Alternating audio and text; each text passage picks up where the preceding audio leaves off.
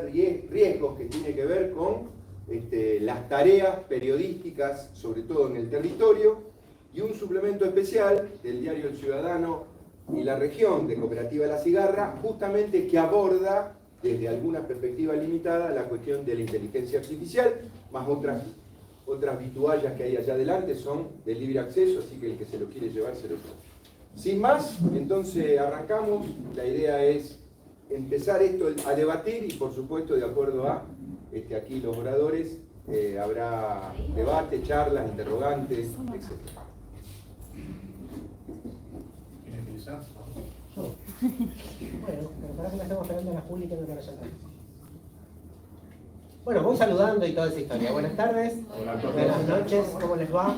Es un gusto tenerlo a Toto de vuelta en acción, porque se cree que se iba a salvar del sindicato de prensa, pero jamás. No, bueno, mi nombre es Orlando Berna, me conocen más por Toto, yo soy, esto que decíamos, tengo esos títulos que a lo mejor poco interesan. Fui durante 30 y pico de años periodista del diario La Capital, integrante muy feliz y responsable. Bueno, vamos a ver. Como no tenemos tiempo, tenemos que mirar para allá.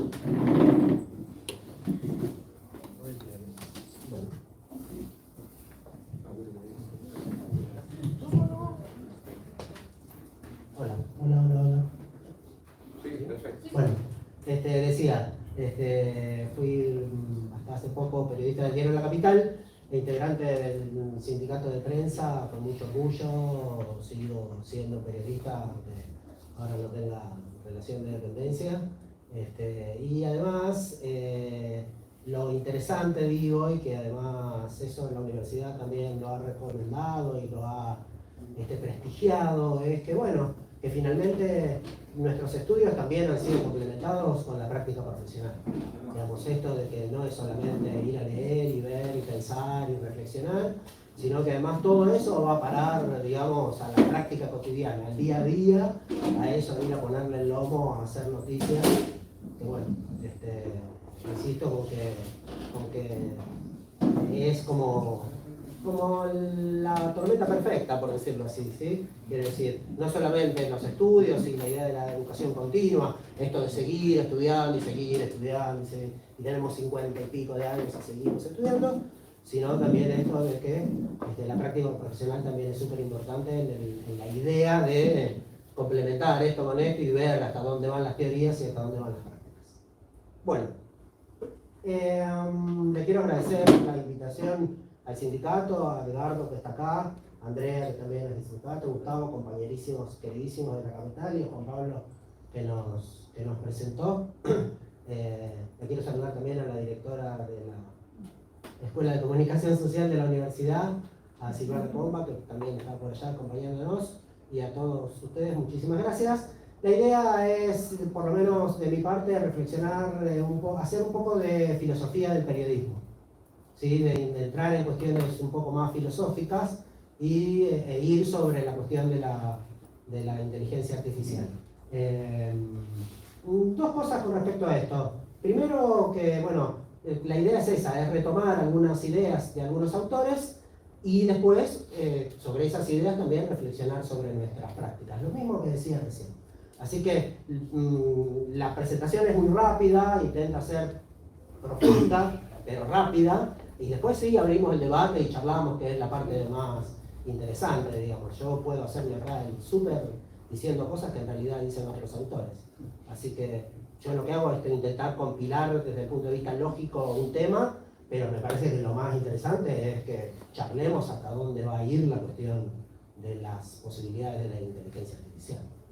Bueno, esto lo tengo que poner de costado. ¿Te voy diciendo, Juli, qué está pasando? Dale. Suena medio chistoso, la filosofía no es filosofía sino molesta. Quiero decir, para ser filósofo en realidad hay que tener una idea más o menos acabada de la realidad, yo no la tengo, obviamente, pero lo que quiero decir es que bueno, la filosofía viene a molestar, viene a decirnos lo que hacemos, viene a decirnos cómo pensamos, viene a decirnos cuáles son nuestros límites en cómo aprendemos la realidad. Entonces, bueno, esto intenta hacer una especie de reflexión filosófica sobre el periodismo actual, y sobre cómo las nuevas tecnologías lo impactan. Lo primero que tengo que hacer es presentarles a Jean Baudrillard, que es con quien, a quien yo estudio y trabajo, y la idea es presentarlo, digo, primero, ¿por qué? Bueno, es un filósofo francés. Tuve la oportunidad hasta de conocerlo a Baudrillard en el año 95, 96, 97. Baudrillard era una persona muy amable, terrible, de esas personas afables completamente, pero tenía un pensamiento muy raro que chocaba continuamente con sus colegas. La primera macana que hace Baudrillard es decir que el marxismo está equivocado. ¿Sí? Así que imagínense, digo, la reacción de toda la gente que estudiaba todo eso. Y lo digo en este sentido, y yo rescato eso que dice Baudrillard, y por eso el título de la presentación. ¿Qué fiesta se debe estar haciendo Baudrillard? Baudrillard murió en el 2007, y todo lo que predecía, por decirlo de alguna manera, Baudrillard, se está cumpliendo a rajatabla. Decía esto porque lo interesante, digo, de Baudrillard es que Baudrillard dice que debemos dejar de hacer una teoría y una historia de los medios de producción, como propone el marxismo. Y que lo importante no es la producción, sino la circulación. Porque la circulación es la que transformó la circulación fue la que hizo que se transforme el mundo a través de las nuevas tecnologías. Las nuevas tecnologías no son nada hasta que no las usamos, ¿sí? Entonces, la circulación en realidad es lo que parece ser para la posmodernidad su valor primordial y no la producción. Lo charlábamos el otro día con los compañeros acá. Está clarísimo que un texto bien escrito en internet es mucho menos valorable que un buen clic. ¿Sí? O sea, si yo tengo un texto que es una porquería, pero tiene 500 clics, es mucho más importante que un texto que está bien escrito. Entonces, ¿se entiende la idea de la división entre producción y circulación? La producción está todo bien, y debe ser así, y debe ser exigible, y debe ser respetable. Pero está claro que hoy lo más importante es cómo circula, y no si ese producto es eso que dice ser o no. Lo otro interesante de Baudrillard es que Baudrillard murió en el 2007. El libro que yo estoy mencionando ahora es de 2009, pero también es interesante porque su inspiración teórica parte de un cuento de Borges, ¿sí? Que se llama El rigor de la ciencia. Ahora les cuento de qué viene el cuento.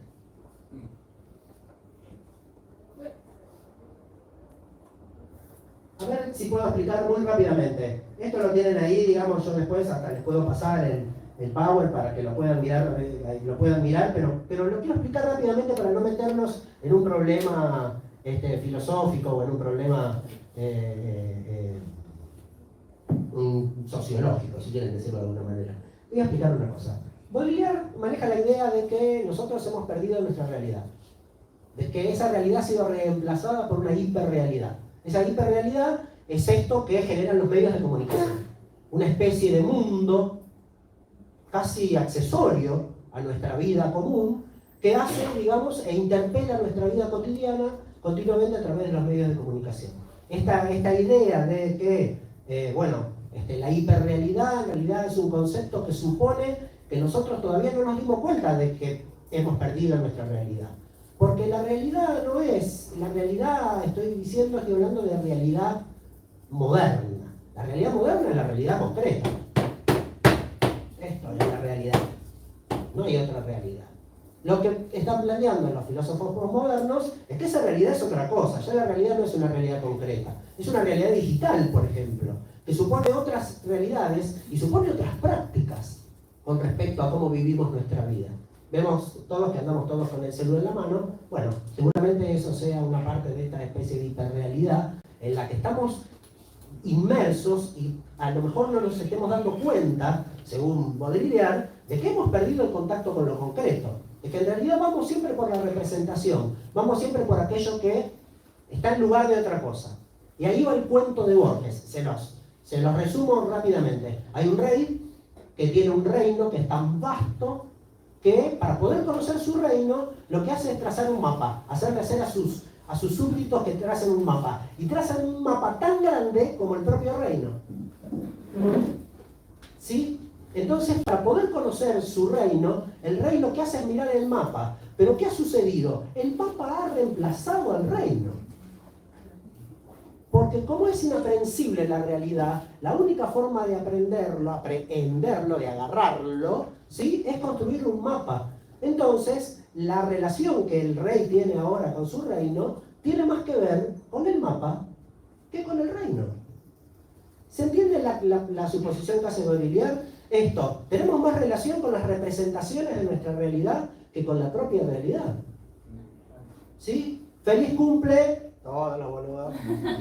Feliz cumple, feliz cumple, feliz cumple, feliz cumple, de sticker. ¿Sí? Y teóricamente estuvimos de cumpleaños. ¿Sí? Bueno, nos perdimos. Nos debemos haber perdido la torta, los abrazos, las bebidas, los saludos.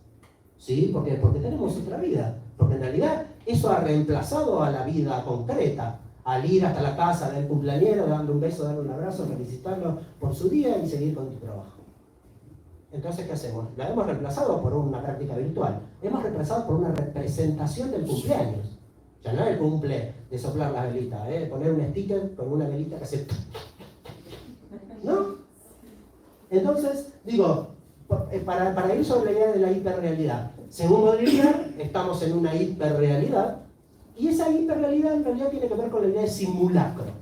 Él labura con la idea de simulacro. ¿Qué es un simulacro? Rápidamente, ¿qué quiere decir disimular? Vamos por la diferencia entre simular y disimular.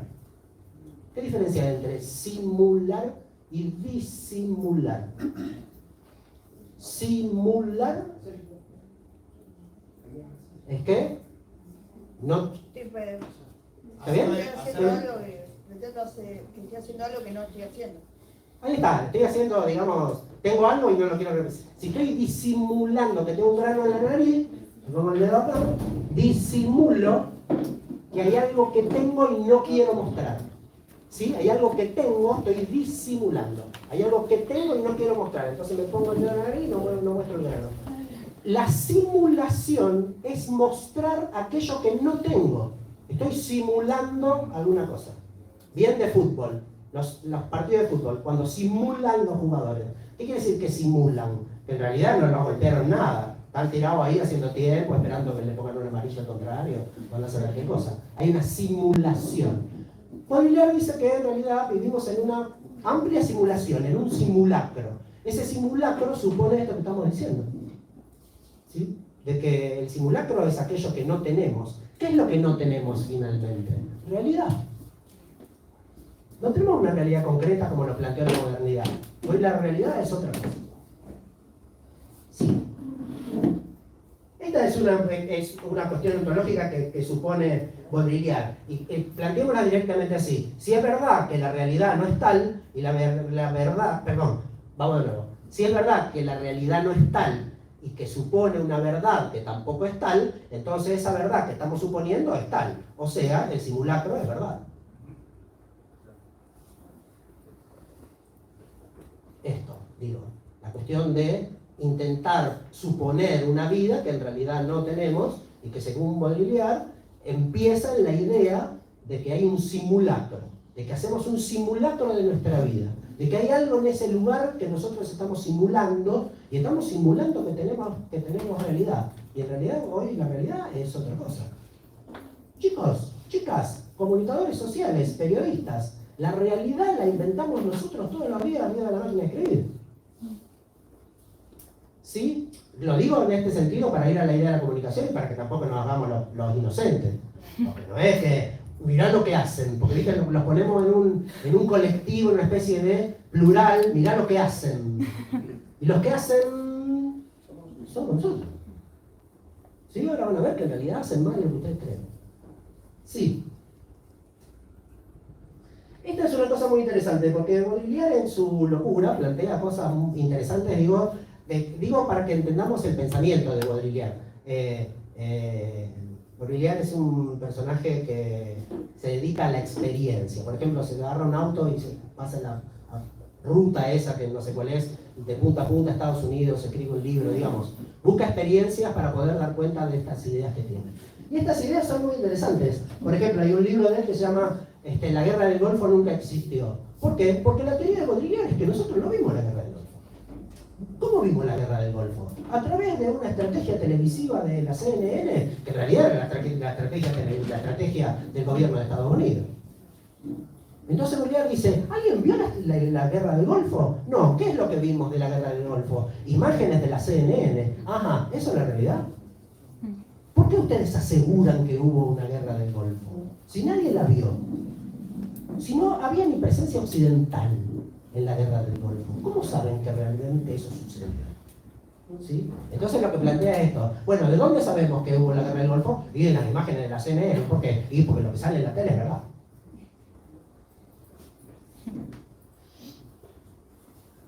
Esa es, digamos, la paradoja. La paradoja es que presentamos a la realidad a través de representaciones de esa realidad, por ejemplo, en la televisión. Y la otra, que es todavía mucho más interesante, que él cree que si la modernidad es este lugar al que todos vamos a llegar porque vamos a ser mejores y felices, y que la ciencia y la técnica nos va a dar la posibilidad de que nuestros hijos sean mejores que nosotros, todas las promesas de la modernidad, ¿saben dónde él la ve? En Disneylandia.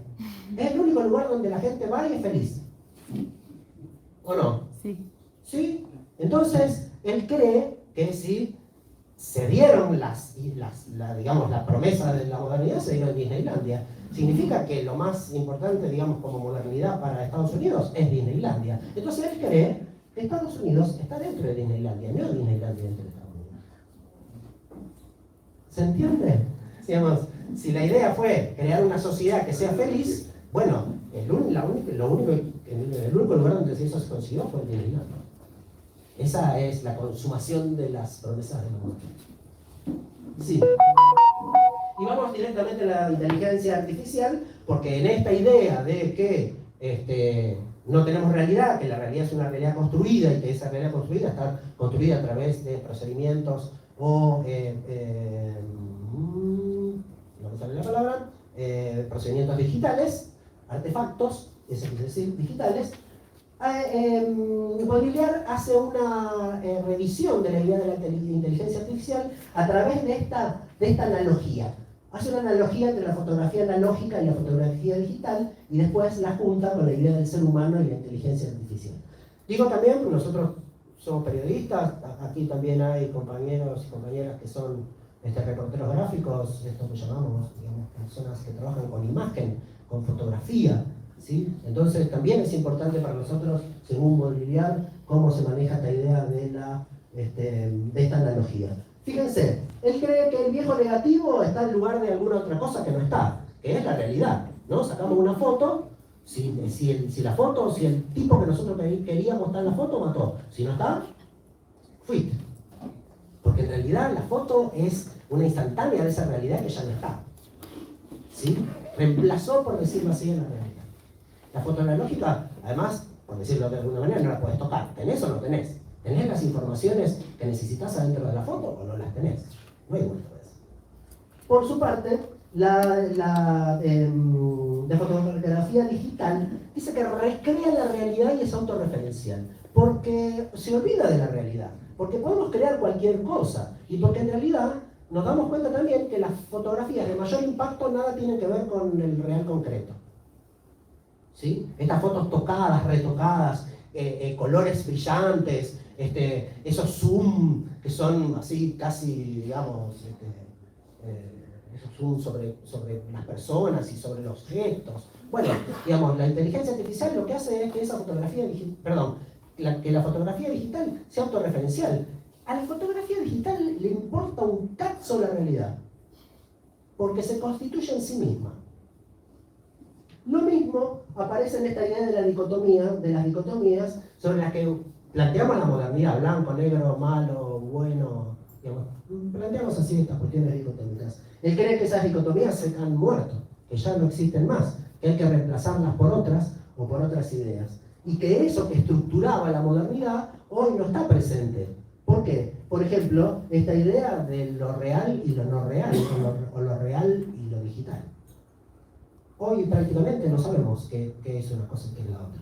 Y vamos a ver más adelante con la inteligencia artificial que nos vamos a poner en aprietos para saber qué es eso que estamos viendo. Y ahí aparece la gran construcción de la filosofía, y por eso voy a la idea de la filosofía. La idea de la verdad. ¿Qué es verdad y qué no? ¿Qué nos va a pasar con la inteligencia artificial? A la inteligencia artificial ya estamos viendo que la digitalidad le importa poco la realidad. Cuando la inteligencia artificial, ahí sí puedo pasar, nos aparezca acá, digamos, ¿qué pasa con el ser humano?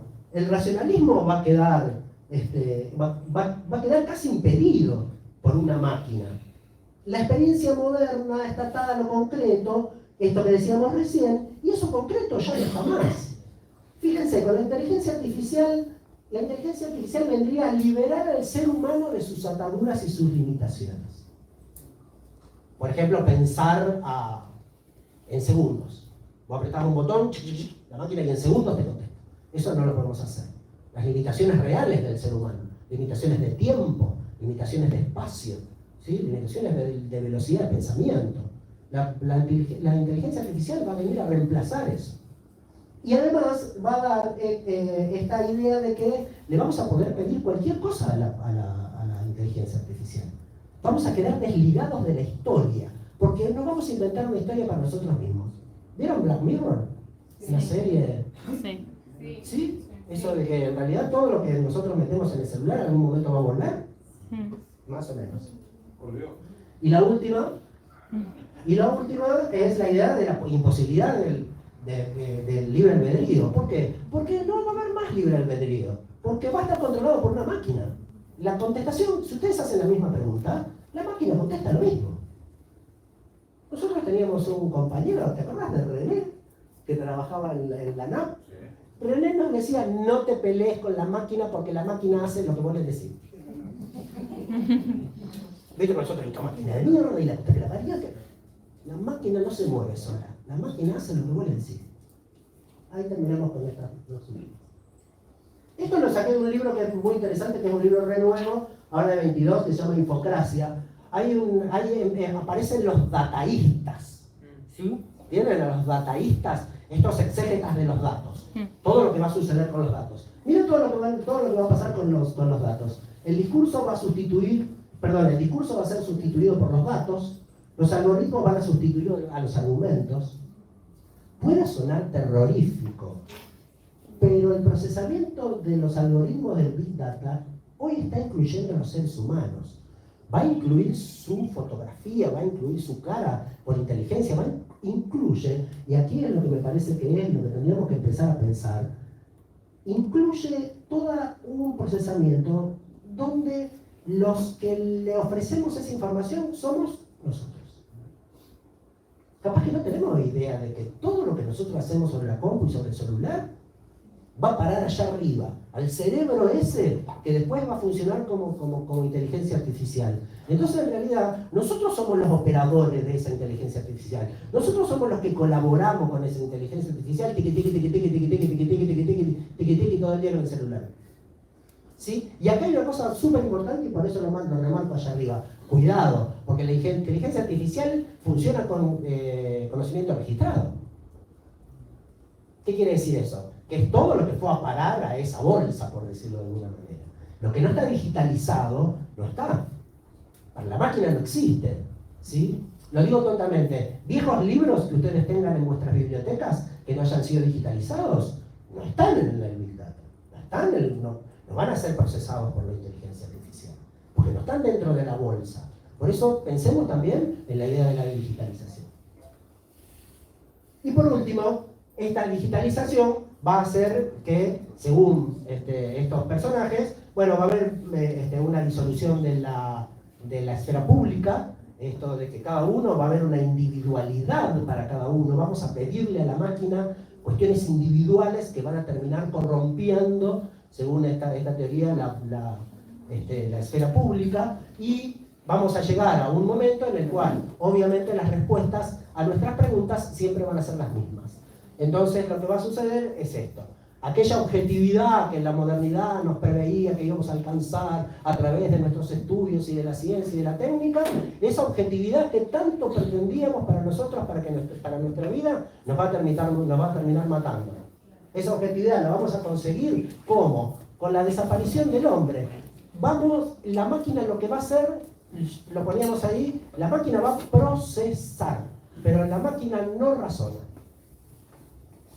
Eso hay que entenderlo, porque en realidad lo que nos va a pasar era como contábamos acá con Carlitos Durán, que decía, mira, yo le hice un par de preguntas al chat y me contestó mal, está mal lo que está contestando. Claro, primero porque estamos en un periodo obviamente de recién iniciado de toda la experimentación, pero además, digo, tiene que ver con los datos que ingresaron sobre ese tema. Y vieron que la máquina aprendió a mentir. Vieron que te pide disculpas. Cuando vos le decís que te rectifiquen las cosas, te pide disculpas. Así que guarda, digo. Todo lo que pase, y acá con esto termino, todo lo que pase, toda esta idea, digamos, acerca de la inteligencia artificial y de cómo va a interferir sobre los discursos, sobre todo los discursos públicos. Nosotros, periodistas, nos dedicamos a los discursos públicos. Esos discursos públicos van a estar atravesados por la inteligencia artificial. Le vamos a preguntar a la máquina cualquier cosa. Le podemos preguntar a la máquina si los periodistas de Santa Fe van a ser buenos políticos. ¿Sí? A lo mejor tenemos algún gobernador de la provincia que todavía no lo sabe. ¿Sí? Pero digo esto, lo que aparece en el chat, lo que aparece en la inteligencia es conocimiento registrado y la máquina te contesta lo que sabe y te contesta lo que puede procesar. Lo que no puede procesar en realidad no te lo contesta. Y en realidad no es que no te lo conteste y te pide disculpas, te contesta otra cosa. Entonces, para no ser tan trágico, podemos pensarlo de esta manera. Sí, la inteligencia artificial nos va a atravesar la vida, y sobre todo los comunicadores sociales, y sobre todo esto que digo, quienes construimos discursos públicos, nos vamos a ver con un problema terrible para saber cuáles son las fuentes, de dónde viene eso, si eso es verdad o no, si una foto que aparece por ahí es verdad, es verdadera o no. Vamos a tener un montón de problemas, pero también van a aparecer las soluciones. ¿Sí? También van a aparecer un montón de programas, van a aparecer un montón de soluciones informáticas, pero sobre todo lo que va a aparecer es la solución humana. Ninguna de estas máquinas trabaja sola, y si no le preguntamos nada, nadie nos va a contestar, porque si nosotros no le preguntamos, la máquina no contesta. Lo que también estoy diciendo es que cualquier cosa que la máquina le conteste, seguramente debe ser chequeado por alguno de estos humanos. Estamos aquí adelante para ver si eso es verdad o no, si eso puede ser compatible con eso que estamos estudiando o que estamos averiguando. Entonces, creo que sí, la inteligencia artificial va a interpelar nuestra vida y nuestra profesión, pero seguramente tengamos aquí adentro, en la parte humana, la solución a los problemas que nos plantee la inteligencia artificial.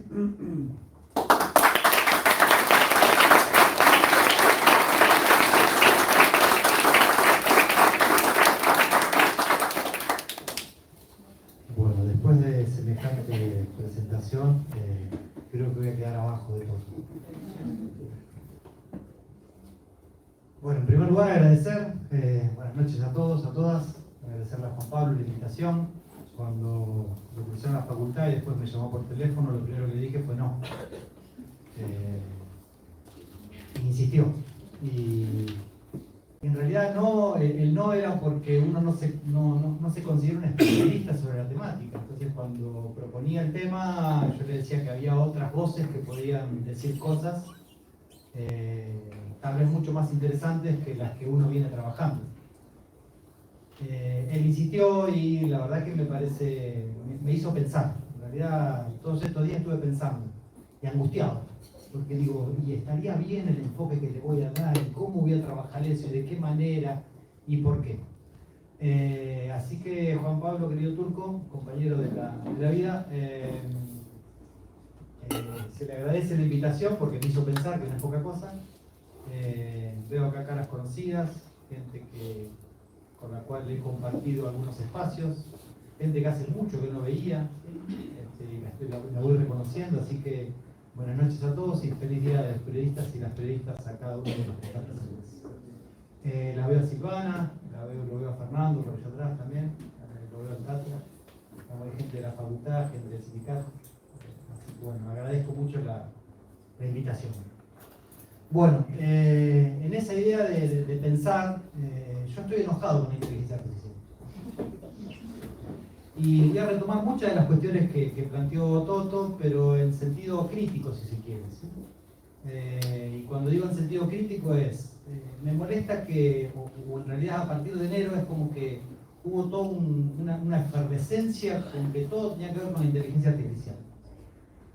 Y la verdad que uno que viene trabajando con temas digitales y demás, es como que la inteligencia artificial hace muchos años. Y es como que en realidad la descubrimos ahora, ¿no? Así que mi presentación va a girar por ahí.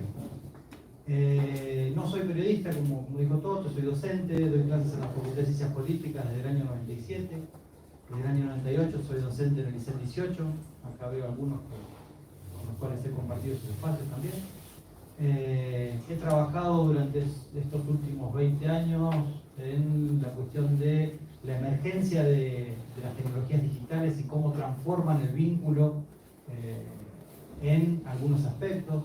En algún momento de mi vida estuve más focalizado sobre lo político, analicé Twitter, mi plataforma, analicé las campañas del 2011 y 2015. En otros momentos, y sobre todo en mi tesis doctoral, estuve con un objeto que ya desapareció, que nos pasa eso mucho a los comunicadores cuando tomamos objetos digitales, porque la innovación es tan rápida y se va modificando tanto que lo que elegimos como objeto se nos desaparece. En ese momento trabajé con cómo las formas de relación, los vínculos, la comunicación se daba en los ciberlocales, digo, algo que caducó. Antes de entregar la tesis ya había caducado. Y una de las cuestiones que charlaba en ese momento con mi directora era, bueno, si no la entrego ahora, no la entrego más. Así que la entregué. Y es cierto, digamos, mi objeto se cayó. ¿Sí? No se cayeron las rutinas, no se cayeron las prácticas, no se cayeron los consumos digitales. ¿Sí? Y algunas de esas cuestiones que aparecieron en esos resultados finales de la tesis doctoral hoy están presentes en YouTube, están presentes en las plataformas, están presentes en Instagram, están presentes en las formas de vinculación, ¿no? Así que todo trabajo de investigación lleva a nuevos hallazgos y estoy por ese camino, ¿sí? Bueno, ¿por qué decía entonces que estoy enojado con la inteligencia artificial? Porque me parece que es como que desconocemos la historia propia de lo que han sido los avances y el desarrollo de las tecnologías, ¿no? Entonces cuando se empieza a instalar, y me pareció interesante lo que decía Toto con respecto a que se empieza a instalar en el discurso público, digamos, el impacto que va a tener la inteligencia artificial es como que desconocemos los últimos 30 años, ¿sí? Entonces en ese sentido me parece interesante ir para atrás un poco para después seguir avanzando, ¿sí? con pasos más firmes. Me planteé 2 o 3 interrogantes, ¿sí? ¿Qué es lo que voy a trabajar? Por un lado lo pensé como derivas o como lugares, ¿sí? Y como decía recién, los 2 interrogantes que voy a desarrollar más tienen que ver con esto, que no es nuevo, es algo que se viene presentando desde Asimov y como Toto también lo pudo trabajar, con la cuestión de la representación, lo mecánico. Es algo que está presente en la literatura y en el cine desde la década de los 60, y que me asombra de que se asombren. Yo me asombro de que los investigadores, la gente, digamos, que ocupa cargos en las multinacionales, digamos, ahora se detengan a decir, no, la inteligencia artificial. Me parece que es algo que hay que quitarle ese mito, ¿no? Por otro lado, el tema de las tecnologías digitales, que tampoco son nuevas. Cuando hablamos de tecnologías y hablamos de tecnologías digitales, casi siempre le decimos nuevas. No son nuevas, son de los 60. Entonces la inteligencia artificial nace como concepto, como idea en los 50. Y se empieza a instalar en diversas capas, ¿sí? Como innovación tecnológica a partir de los 60 y 70. Tal vez hoy estamos en un desarrollo o en un estadio que va muchísimo más allá de lo que se pensó en su momento. Y tal vez por eso es el asombro, ¿sí? Un asombro social, un asombro político, un asombro, de los diferentes actores, ¿sí? Algo que no voy a trabajar, pero que va a estar presente, tiene que ver con lo no humano. Cuando charlaba con Juan Pablo y después corté ese día que le dije que sí, bueno, voy a trabajar con Bifo, voy a pensar en el semiocapitalismo, voy a pensar, bien filosófico. Y después dije, no, me voy a meter en algo que después no voy a saber cómo salir, ¿sí? Pero me parece que es algo ahí que es interesante como lugar, ¿sí? Bifo, en italiano, trabaja esta cuestión con una cuestión crítica, ¿sí? digamos, el capitalismo y el semiocapitalismo, y lo no humano y lo que serían las máquinas y lo no humano, ¿sí? Y tiene una mirada interesante. Y por el otro lado, algo que está presente, es decir, hay un reemplazo del humano. ¡Oh, cuidado! ¿Sí? Las máquinas nos vienen a reemplazar. Y por otro lado es que va a haber una modificación del sujeto, del individuo, del ciudadano, y que va a haber una sustitución. Entonces, digo, las profesiones cambian, y hay todo un asombro con respecto a eso. Desde que las tecnologías son tecnologías, ha habido modificaciones, las tecnificaciones, la primera revolución industrial, la segunda revolución industrial, la revolución de las tecnologías de la información y la comunicación en los 70, el microchip, la digitalización, siempre trajeron aparejados cambios, modificaciones, siempre trajeron aparejados modificaciones en el mercado laboral, pero eso no significó que la gente se quedó sin trabajo. No, hubo una reeducación o una hibridación o nuevas profesiones, ¿sí? Que lo vamos a ver al final. Y por último, la alerta moral, ¿sí? Sobre el uso. Hay una alerta moral sobre el uso. Digo, ¿hasta dónde vamos a ir? Digamos, ¿cómo como sociedad? ¿Cómo como mundo? ¿Vamos a desaparecer? Digo, esas alertas que son, digamos, hasta catastróficas, ¿sí? Distópicas. Por eso me parece que, digo, vuelvo al primer punto y ahí vamos a un par de imágenes. Vamos con la segunda. ¿Sí? Bueno, decía esto que no es nuevo, ¿no? Haciendo zapping con esta cuestión de práctica de consumo televisivo voraz que uno tiene en las noches. Antenoche creo que estaba Código Enigma, ¿sí? Yo le vi casi en la última parte, y que tiene que ver con cómo la inteligencia artificial nace o de qué manera, ¿sí? Digamos, la máquina que supuestamente salvó en la Segunda Guerra Mundial con Turing, que lo que hizo fue, digo, son cosas que vienen de los 50 y 60, la cibernética, ¿sí? La cibernética de los 50. Digo, la bomba atómica viene a partir de las teorías cibernéticas en donde Oppenheimer, digamos, lideraba ese proyecto y tenía que ver con el desarrollo de una tecnología que permitiera en corto tiempo terminar la guerra. La cibernética en los 60 cae en desuso justamente por lo que se dio como uso de ese armamento que fue la bomba atómica en Nagasaki y Hiroshima, ¿sí? 5 y 6 de agosto. Entonces vuelvo a lo mismo. Es histórico, pero digo, viene de los 50 y los 60 y hoy es como que nos sorprendemos. Hace muchos años que venimos conviviendo con inteligencia artificial, de diferentes modos, ¿sí? A grandes rasgos, ¿sí? ¿Qué es la inteligencia artificial? Porque hablamos y no tenemos el concepto. Entonces, bueno, ¿a qué nos referimos? ¿Sí? Por lo menos como para tener una caracterización y que nos permita después avanzar o preguntarnos y reflexionar, ¿sí? Consiste en la creación de tecnologías que tienen como uno de sus principales objetivos emular la lógica del pensamiento humano. Digo, emula, simula, ¿sí? Volviendo a Baudrillard, simula, recrea, representa. Se trata de desarrollar sistemas capaces de almacenar información, realizar cálculos y anticiparse a ciertas tareas. Esta cuestión de poder resolverlo de manera inmediata, anticiparse. Digo, el ejemplo más concreto y el que estamos trabajando es el chat GP3, ¿sí? Digo, no tengo el premium, tengo el GP3, el básico, ¿sí? No voy a pagar. Digamos, todas las empresas quieren que uno pague. No, yo no voy a pagar. Digo, lo tenemos al alcance, lo podemos practicar. Los otros días en una clase le preguntaba a los alumnos del CEL 18 cuántos habían hecho uso del chat. Y levantaron la mano de 14, 13.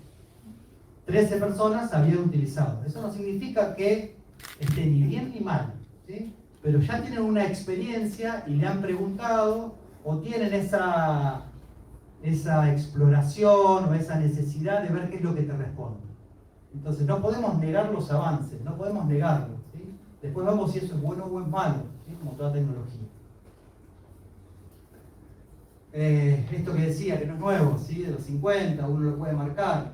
A mí el tema de las imágenes y sobre todo esta de Yo Robot me gusta, ¿sí? Yo trato digo, una imagen vale más que 1000 palabras, y me parece que está interesante. Es decir, hubo como un desarrollo de la inteligencia artificial que viene de los 50 en adelante y que no podemos ocultar, no podemos tapar el sol con la mano, ¿sí? Digamos, tenemos que tratar de interpelarlo, entenderlo, trabajarlo, ¿sí? Y me parece que estamos en ese desarrollo. Vamos por otro. Bueno, acá me volé. Y tiene que ver con eso. Me parece que tiene que ver con experiencias, con prácticas, con consumos. Cuando uno, lo primero que se le viene a la cabeza dice inteligencia artificial, Skynet, ¿sí? Terminator, la disolución del mundo, ese futuro distópico. No quise poner Matrix, yo soy fanático de Matrix, ¿sí? De la mano Wachowski. Pero digo, no quise poner Matrix porque me parece que es demasiado o que tal vez queda viejo, ¿sí? Porque uno a veces cuando mira la audiencia dice, uy, crisis del 2001, pero no había nacido en el 2001, entonces tiene que explicarla, ¿no? Pero me parece que con el tema de las películas no sirve como para caracterizar eso, ¿sí? Obviamente que, digo, la inteligencia artificial está presente, digo, desde Blade Runner, ¿sí? Década de los 70,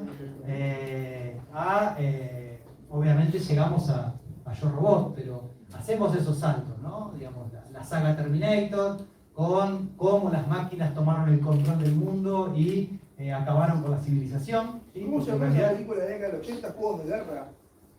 ¿Cuál de todas? Juegos de guerra que termina confundiendo a Kratos. Que es como el videojuego. Sí, correcto, también. Sí, bueno, está presente el tema de cómo las máquinas van a tomar el control. Y creo que el miedo es ese. Digo, estamos con ese miedo de que las máquinas nos van a dominar. En realidad, Toto termina su locución diciendo justamente que los que damos las órdenes somos nosotros, nos olvidamos de eso, ¿sí? Entonces, la inteligencia artificial está presente. Y está presente en el discurso, está presente en el discurso, si se quiere, trabajándolo como que nos va a destruir, ¿sí? Digamos, la máquina nos va a dominar. Yo Robot me parece que habla de hibridación, ¿sí? Acá tenemos a Will Smith, ¿sí? Con Yo Robot, y digo Asimov, porque Yo Robot viene de Asimov, viene de la literatura. La del 2001, ¿sí? Que tiene que ver con AI, se llamaba Inteligencia Artificial, que fue la que hizo Spielberg. La del 2001 me parece interesante porque también lo plantea y lo que sobrevive es justamente la inteligencia artificial como registro. Es la inteligencia artificial la que es sacada luego de 300 o 400 años que quedó bajo la tierra cuando buscaba quien lo había creado, ¿sí? Y que permite a partir de su propia experiencia reconstruir la vida humana, ¿sí? Digo, la cuestión del registro también está ahí presente. Seguí enojado y seguía buscando imágenes. Y digo, me parece que también tiene que ver con esta disputa y con esta disrupción de el lenguaje y con lo que se dice y con lo que cómo se interpela a la inteligencia artificial, ¿no? Y es por eso que yo decía, y hasta una está enojada, dice, ¿cómo? Ahora aparece la inteligencia artificial, ahora se discute, no, estuvo presente siempre. Y estuvo presente siempre en esta idea de que la máquina es lo malo, ¿sí? La máquina es lo malo. Ex Machina me parece que es brillante, porque lo que permite ahí es una discusión filosófica entre el creador y el creado, entre el jefe, el operario y lo que se está creando, ¿no? Y con este aprendizaje, veíamos hoy como definición, hay un aprendizaje constante del discurso y cómo va aprendiendo de lo que le van diciendo. Entonces es un juego de enseñanza, de aprendizaje por el error. Obviamente se termina escapando, ¿sí? Y se escapa al mundo de los vivos. Con un traje, sí, pues tú eres de 2014. Pero me parece excelente. Digo, uno cuando está los domingos por ahí, 11 de la noche, 12, dice, bueno, no me quiero dormir, y sigue haciendo zapping, no busca Netflix, papá. Es una película para volver a ver. Por el otro lado tenemos a Her, no. Por el otro lado tenemos a Her, que yo tampoco quise poner Black Mirror, ¿sí? Porque me parece que Black Mirror es como Matrix, y digamos, siempre lo mencionamos. Y Her tiene que ver con varios capítulos de Black Mirror de la tercera y cuarta temporada. Es decir, con esa idea de recreación, de representación a partir de la información que tengo y cómo me lo devuelve, ¿no? Es decir, cómo las máquinas pueden llegar a cumplir ese rol y a satisfacer esa necesidad de los humanos de no perder a los seres queridos, ¿sí? Y de poder representarlo. Entonces digo, en ese discurso fílmico siempre aparece. Y la de abajo es Avengers. Endgame, sí, Avengers, ¿sí? La guerra de Ultron, en donde justamente la inteligencia artificial es el lado malo y están los Avengers que van a salvarnos, ¿sí? Digo, el bien y el mal, siempre está en discusión, lo bueno y lo malo, las tecnologías malas y las tecnologías buenas. Son pocas las tecnologías buenas que representan las películas, pero en realidad tiene que ver con eso, con una discusión, ¿sí? Hasta dónde y cómo. Con esta historia de empezar a buscar hitos, ¿sí? Busqué por Twitter, encontré esto, me pareció interesante. Digo, marca como hechos y hechos concretos. Yo a esto le agregaría Alexa de Google y a esto le agregaría Siri, ¿sí? Digamos, como lugares, y los pondría 2005, 2008, ¿sí? Porque tiene que ver con eso. Pero me parece que hay hechos concretos. El 97, Deep Blue y Gary Kasparov. Digo, cómo una máquina le gana al hombre, ¿sí? La cuestión de lo no humano, el humano, cómo el razonamiento, ¿sí? En 2014, el de Turing. Pero digo, me parece que tienen que ver así como saltos cuantitativos, ¿no?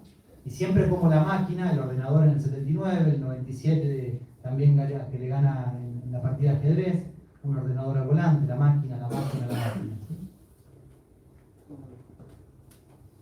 Bien, acá me voy a concentrar sobre esta cuestión que yo decía, el punto 2, ¿no? La cuestión de las tecnologías. Estas filminas, las que siguen, ¿sí? se las robé y apropié a Paula Sibilia. A mí me parece que la mirada de Paula Sibilia es una mirada interesantísima. Paula es argentina, hizo un doctorado en Brasil, viene trabajando con subjetividades políticas y tecnologías, y tiene esta mirada que va desde Foucault, ¿sí? En donde los cuerpos son disciplinados, para llegar a cómo el disciplinado modifican las propias. Y hay varios conceptos. Uno es el de compatibilidad. Cuando hablamos de compatibilidad, muchas de estas cuestiones tienen que ver con cómo las tecnologías nos van moldeando. Si somos nosotros los que moldeamos las tecnologías o son los momentos históricos con determinada técnica y que esa técnica moldea las formas de ser y las formas de estar, ¿sí? Digo, y eso está, lo podemos seguir trabajando, lo podemos seguir pensando.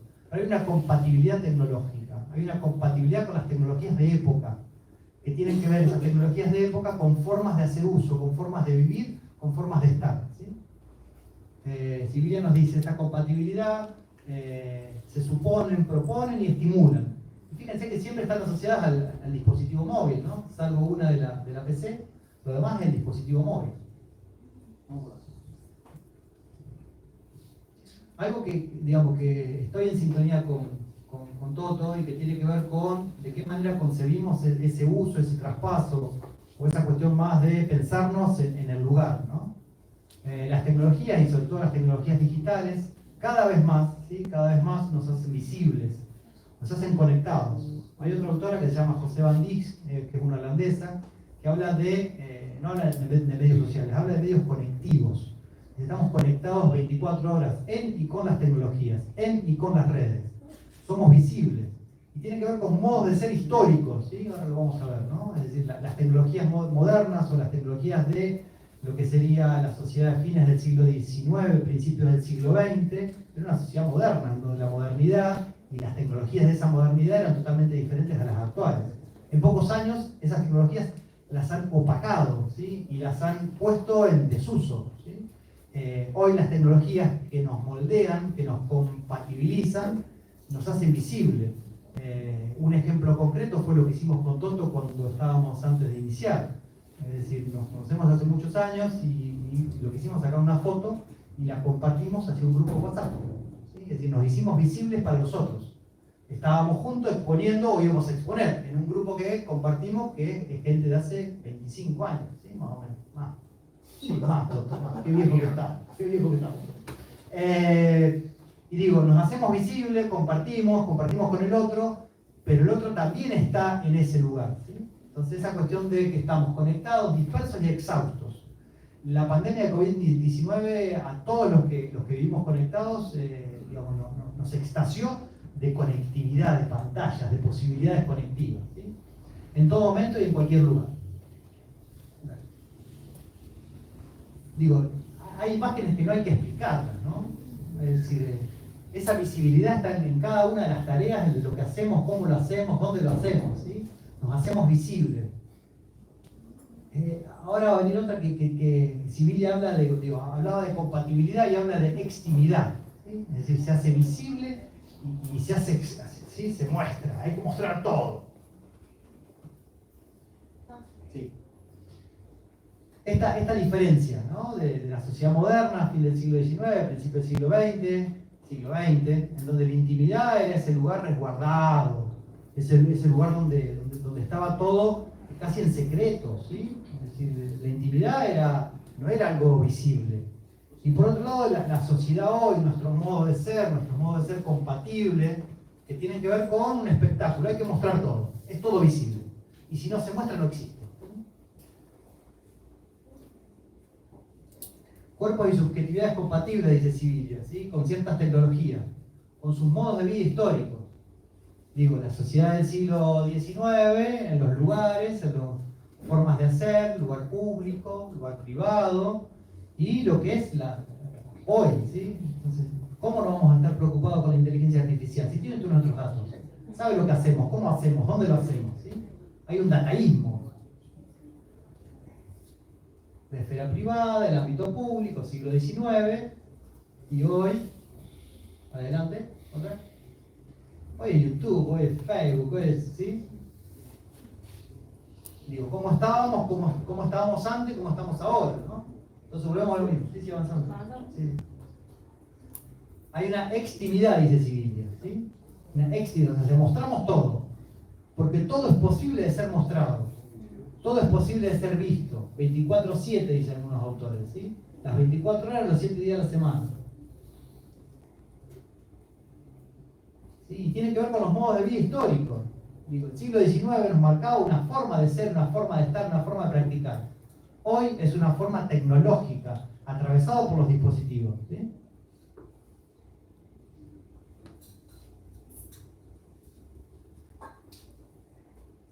Sí. Ahí está. Digo, los medios tradicionales, los medios digitales. Ahí sí tenemos. Entonces las tecnologías no son neutras ni neutrales. Esta es una discusión filosófica sobre si son buenas o malas, si van. Recién decíamos, o al principio lo que decía con la cibernética y con Oppenheimer era que, digamos, ese proyecto de la cibernética se paró. Y se paró justamente por la bomba atómica. Porque no son neutrales, ¿sí? No son neutrales. No, volvió. Traen incorporadas valores y creencias. Suponen, proponen y estimulan ciertos modos de usarla. O ciertos modos de vivir. Es como vivimos. Digo, hoy hay que pensar al público, a las audiencias, en lugares totalmente diferentes a que se pensaban hace 20 años atrás.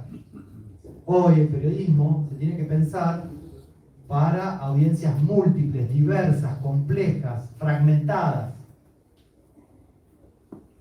Hoy ese modo de vivir, ese modo de consumir se modificó, porque tiene que ver con cómo incorporamos y cómo las tecnologías nos moldearon, o nos moldean, o dejamos que nos moldeen, ¿sí?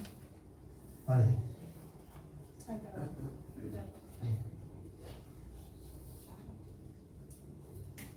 En donde los usos del tiempo, antes de vos. Perdón. No, Estoy teniendo unos problemas. Porque le dice, cuando cursó conmigo, quedó enojada.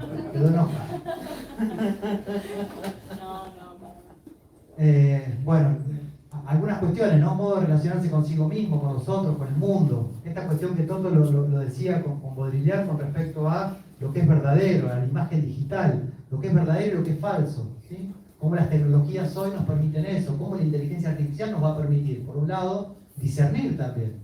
Por un lado nos va a imponer, o nos va a decir, o nos va a vender algo falso, pero también nos va a permitir la posibilidad de detectar lo falso, ¿sí? Un autor que vuelve a aparecer y vuelve a aparecer, De Boer, ¿sí? La sociedad del espectáculo. Fíjense el año que se editó, 1967. Y sigue siendo actual, porque tiene que ver con cómo las formas de consumir, las formas de estar, las formas de ser, ¿sí? Hacen esa exacerbación del yo, ¿sí? Exacerbación de lo visible, hay que mostrar todo. Digo, Debord nos sirve para analizar Instagram, pura imagen, ¿sí? Apariencias, imágenes, representaciones, decía Toto con Baudrillard. Debord y Baudrillard dialogan tranquilamente dialogan.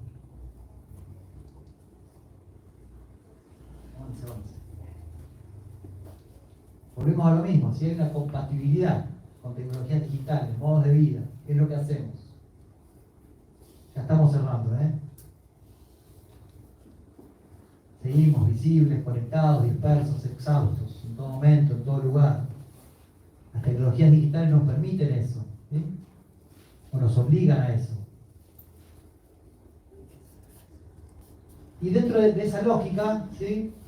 Digo, yo lo sigo mucho Becerra. A mí Martín Becerra me parece que es un investigador y que trabaja sobre derecho, sobre convergencia. Y publicó el 31 de mayo, el que sigue el blog lo podrá, siempre lo recomiendo, ¿sí? Publicó algunas de estas cuestiones que tienen que ver con eso, es decir, fascinación, pánico y oportunidad, inteligencia artificial. Y hace un recuento, los invito a que lo lean, y hace un recuento sobre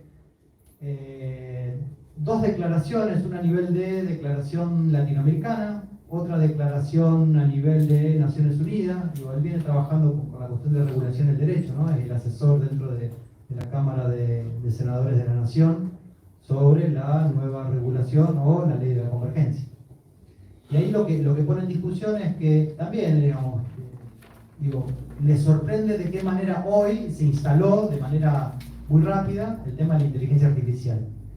Y la cuestión de que no hay regulación, si todavía no tenemos regulación para los medios digitales, menos vamos a tener regulación para lo que serían esta nueva tecnología que abarca todos los espacios, ¿sí? Entonces, una de las cuestiones que se propone es la cuestión de empezar a pensar, ¿sí? Para que haya alguien que controle los que controlan, ¿no? Lo que nos pasa con las redes digitales, lo que nos pasa con los moderadores es ¿quién controla a los moderadores? ¿No? Uno piensa en determinado sitio web. Bueno, hay un moderador, hay alguien que supuestamente está moderando o que permite el ingreso o no. No en todos los lugares, ¿sí? En algunos lugares es mucho más abierto. Pero ¿quién controla a ese moderador? ¿Quién le dice al moderador lo que tiene que hacer? Es como que, ¿qué le decimos a la máquina, no? Digamos, ¿qué es lo que se posibilita con respecto a eso?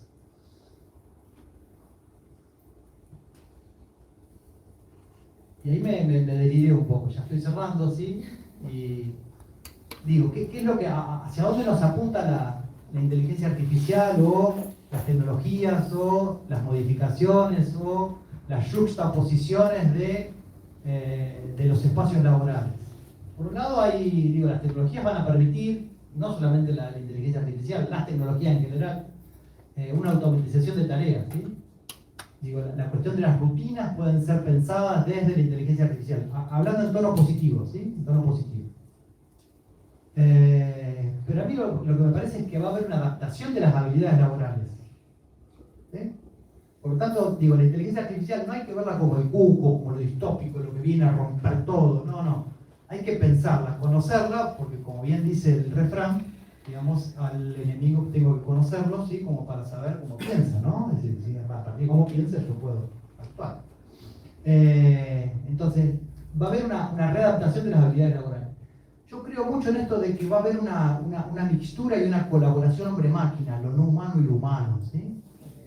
Y esta cuestión de que somos nosotros los que damos las órdenes y somos nosotros los que hacemos el pedido. Al chat GPT-3 lo que hacemos es continuamente llenarlo de datos y cuando no nos da lo que nosotros queremos, volvemos a hacer la búsqueda y volvemos a darle el dato, ¿sí? Y se ha comprobado, el abogado que presentó la demanda con ChatGPT y entonces que también saben mentir, y construyen una verosimilitud con un discurso muy pero muy prolijo. Por lo tanto, lo hacen parecer como que en realidad es verídico, ¿no? Entonces hay una colaboración humano-máquina. La inteligencia artificial puede ser una herramienta para mejorar la productividad y la capacidad de los trabajadores, al proporcionar asistencia y soporte. Yo creo que hay una creación de nuevas oportunidades laborales. Digo, se van a abrir nuevos espacios. Al igual que pasó en la primera revolución industrial, al igual que pasó en la segunda revolución industrial, al igual que pasó con las tecnologías o la automatización, toyotismo, taylorismo, ¿sí? Digo, va a haber una readaptación, tiene que haber una readaptación. No es que va a haber gente que va a quedar sin trabajo, no. Cada uno de nosotros va a buscar la manera, la forma. Las empresas tienen que buscar la manera y la forma, ¿sí? Entonces va a haber una adopción de la inteligencia artificial para generar nuevas profesiones. Va a haber nuevos empleos, ¿sí? Algo que sí me preocupa y que en realidad nos viene preocupando a todos los que trabajamos con comunicación y con datos, protección de datos. Digo, hay una ley nacional, y porque sea ley nacional no significa que se cumpla, muy mal, debería cumplirse, el acceso a la información pública. ¿Sí? Esta provincia también hay un acceso a la información. Yo tengo derecho de acceder a todos los datos públicos. Después hay diferentes trabas, hay maneras, ¿sí? Pero tengo derecho. Es mi derecho. También tengo derecho a proteger mis datos. Las plataformas hoy, digamos, hacen, ¿sí?, borrón. Pero tengo derechos con respecto a eso, ¿sí? Entonces, hay que apuntar a un adecuado manejo de datos personales y establecer regulaciones claras. La segunda, hay una responsabilidad ética, ¿sí? ¿Quién toma las decisiones? ¿Cómo? ¿De qué manera? Entonces hay que meterse en ese debate. Y las máquinas, o lo no humano, ¿sí?, lo que está haciendo es, digo, la inteligencia artificial puede usar sesgos y prejuicios. Son máquinas, por lo tanto, digamos, no manejan un lenguaje apropiado para el contexto. Responden lo que creen que es verdadero y verosímil, ¿sí?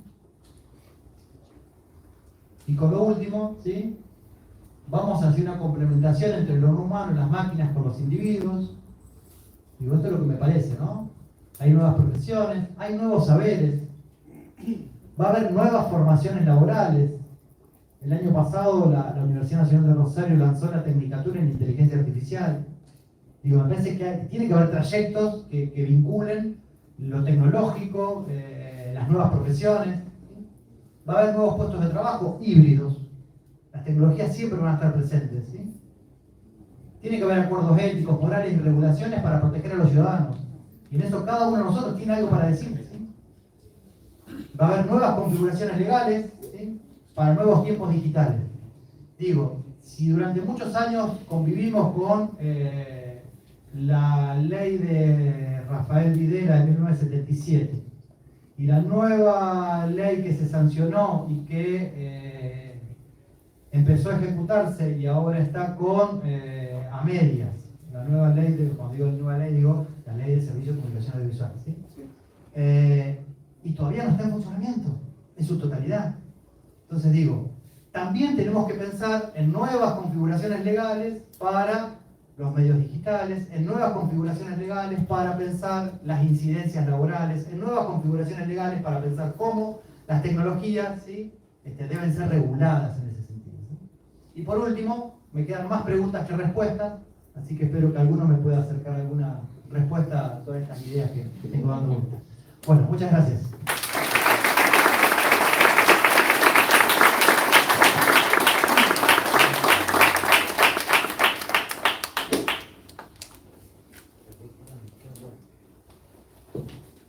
Bueno, jóvenes, están abiertas las preguntas, las respuestas, las reflexiones, alguno que quiera aportar algunas cosas. Yo quiero, antes que nada, porque lo dijo Toto, está presente acá Silvana Comba, la directora de la Escuela de Comunicación de la Facultad de Ciencias Políticas, Alicia Simeoni, secretaria adjunta del Sindicato de Prensa, Edgardo Carmona, secretario general del Sindicato de Prensa de Rosario, que se nos ocurrió para el Día del Periodista, hoy 7 de junio, organizar esta actividad porque es algo que verdaderamente nos interpela. Por allá lo veo a Fernando Irigaray también, de la UNR, que también lo nombró el SEBA, y seguramente nos estamos olvidando de algunos otros por allí, veo un montón de caras amigas y compañeros. Alicia la nombré. ¿A quién? Fabián Minucci, nuestro profesor. ¡Oh! Fabián, no. Fabián es el periodismo. Bueno, Periodismo Rosario. la idea es esa. La propuesta está hecha y acá están los dos. Allá, mirá. Lo tenemos ¿Qué? Nada, quiero hacer para agregar a la lista de Sebastián. Estuvo muy bien lo de Toto con el tema del simulacro y lugar. A esa lista me parece que está faltando una cosita por ahí, Seba. Digo, para pensarlo, no tengo ninguna respuesta, sino que más preguntas. Como siempre, usted sabe, la investigación siempre es más pregunta que respuesta. El momento es, obviamente que estamos viendo ahora y un futuro muy inmediato, que es el control de la inteligencia artificial, digamos, con mayor complejidad, como lo dijiste bien, del 50 ahora. Sigue siendo una carga de datos y es una automatización, un entrenamiento inclusive. El GPT es un entrenamiento continuo a partir de algoritmos que son más complejos que lo que era otro tipo de trabajo. El problema y la gran pregunta que se están haciendo en investigaciones en MIT, fundamentalmente, porque hay algunas pequeñas cosas donde empiezan a pensar las máquinas. Ese es el problema, que no es que no piensen. Están empezando, es lo que se llama la ruptura del momento cero y crítico, que va a ser cuando hay una independencia, donde ya no hay más control, donde no es lo que yo le pregunto, le entreno, y yo tengo el control. Que también va a haber el sesgo, va a haber cuestiones políticas, todo lo que vos describiste.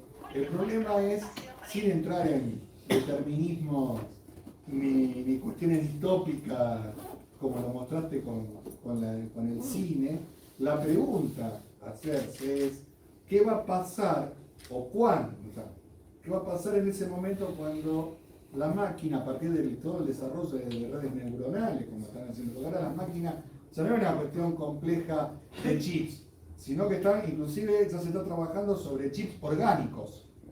Chips orgánicos, ¿tá? Estamos pasando a otra fase. Entonces el problema es ese momento cero de ruptura y de quiebre cuando empiecen a pensar. No sabemos cómo van a pensar ni nada. ¿Qué va a pasar ahí? Porque ahí es la independencia. Entonces, desde Asimov, que era la teoría, nunca combatirás, nunca estarás en contra de un humano, ¿no? Se rompería esa regla, y ese es el gran problema, digo, a la suma de preguntas, nada más, para ponerlo a la lista, y todas las cosas lo tenemos que hacer entre nosotros. Le llaman normalmente la rebelión de las máquinas. Sí, no quise usar rebelión, porque la rebelión es muy del cine, pero es el... No, está bien, pero yo no entiendo. Lo estoy poniendo como un ejemplo de los tantos que se están manejando, que Sebastián decía justamente, llama la atención que quienes siguen, quienes investigan, utilicen determinada terminología. Pero sin duda es, a ver, en la tecnológica se utiliza esta terminología.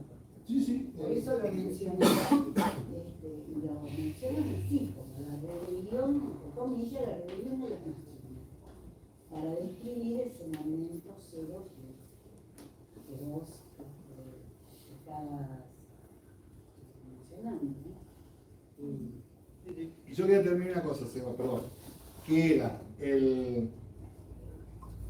sí, también comparto con vos ¿qué pasó? O sea, porque esa nueva, obviamente tiene mucho que ver con el marketing. Lo único bueno que dejó la superación de lo que pensaba que iba a ser la discusión a diciembre del año pasado, que era el tema del metaverso. ¿Alguien vio qué pasó con el metaverso? Desapareció, ¿eh? Porque bajó la...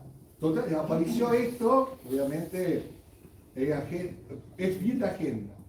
Lo único interesante que fue esa salida, pero no puede llamar la atención de algo como vos lo trajiste en una línea histórica.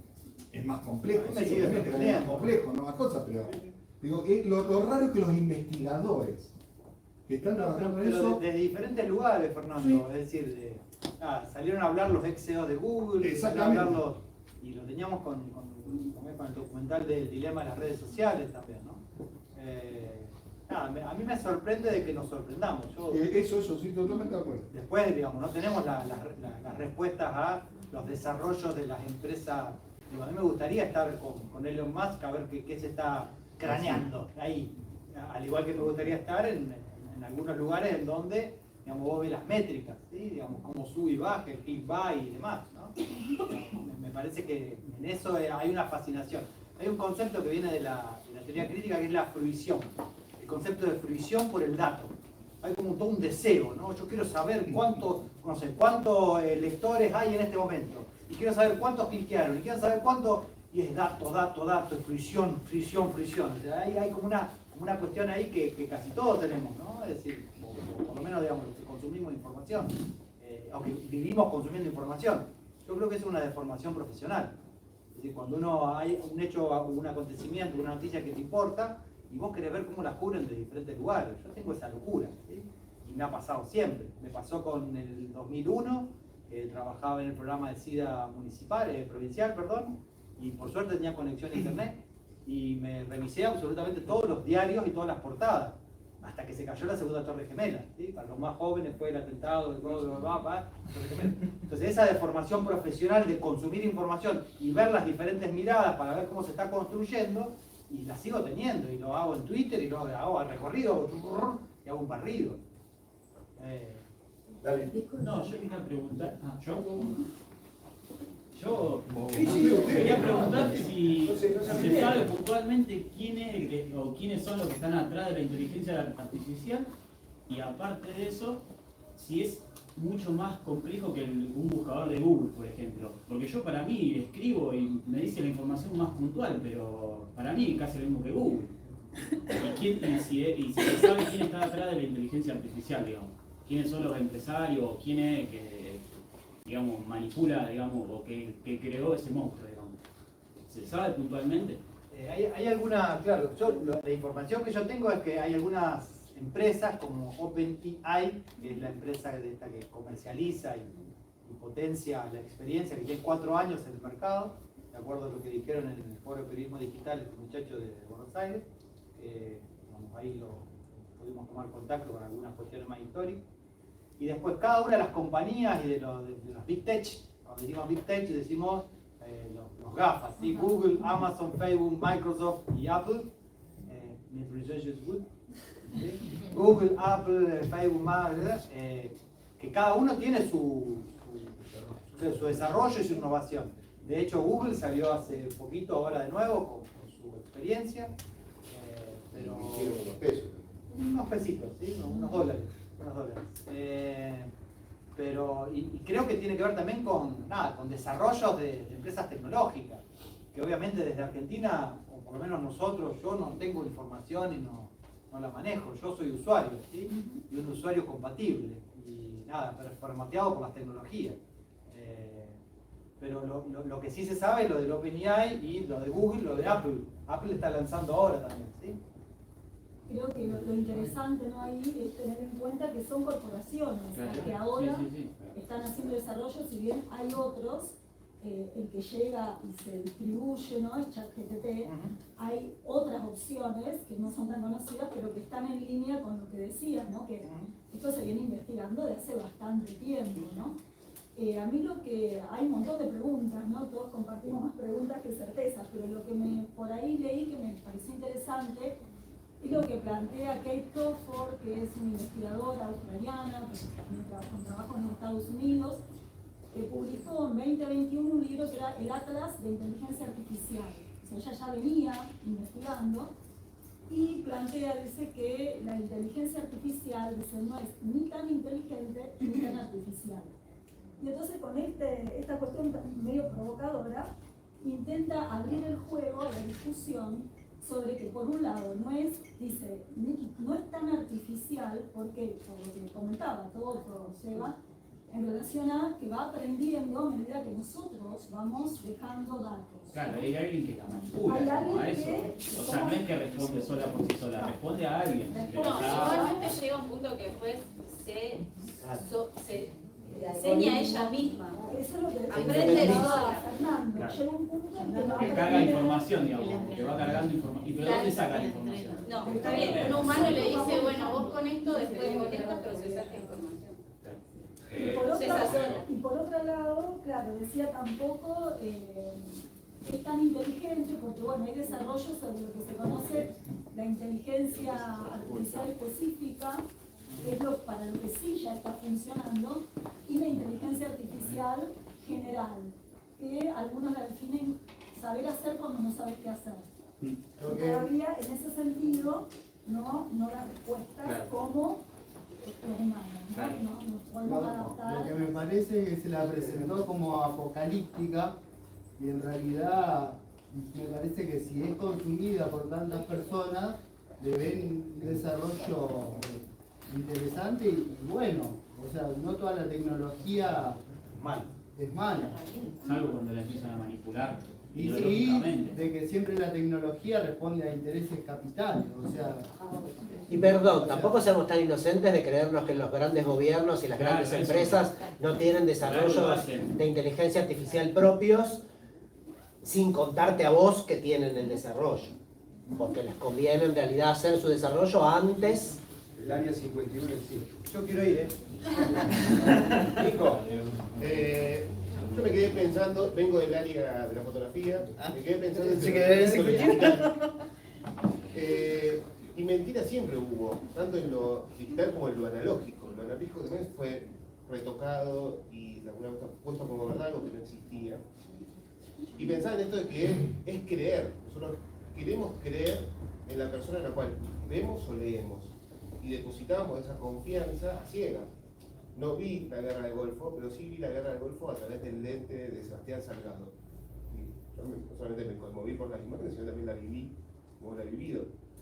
Y creo que es ahí, hay una gran cuota de credibilidad que le depositamos a eso lo que vemos, a ese que consumimos como fotógrafo o periodista, que nos moldea nuestra realidad, como bien dijiste vos al comienzo, que el periodista crea la realidad. Que bueno, cuando estamos hablando sobre la inteligencia artificial y lo que es o no, creo que la profesión del periodista como del fotógrafo hay que tener en cuenta eso, la responsabilidad que tenemos de lo que mostramos o lo que escribimos. Mira, yo te voy a hacer una pregunta que a lo mejor tiene que ver con lo que estamos charlando y que me parece que viene medio por ahí, que tiene que ver con lo que dice Gorilán. ¿Vos le creés a Salgado? ¿Por qué? Por su humanidad. Sí, ¿no? Sí, por su trayectoria. También le creo a Capa, que hizo el desembarco en Normandía, pero no le creo sobre el misionero, sobre el guerrillero que muere en la colina. Exacto. Tenés como dos puntos ahí.